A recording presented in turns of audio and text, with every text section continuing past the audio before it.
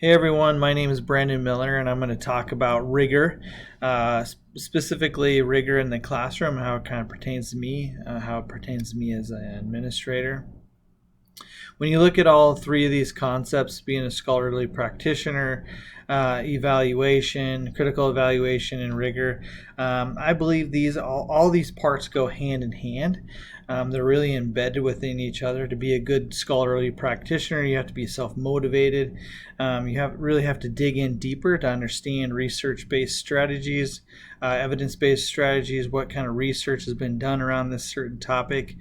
And then going into the evaluation part is really looking at and evaluating all the parts of the articles, research, whatever you're looking at. But then how does it apply with rigor, and how do you look at these aspects of rigor?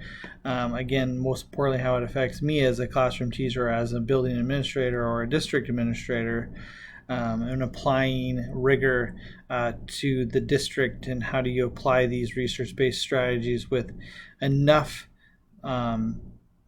rigorous duties, district strategic action plan and building plans to help support really that systematic process in the district. Using research-based or data-informed decisions to help apply this into the classroom, and how does it best suit the students and get student outcomes at the end of the day.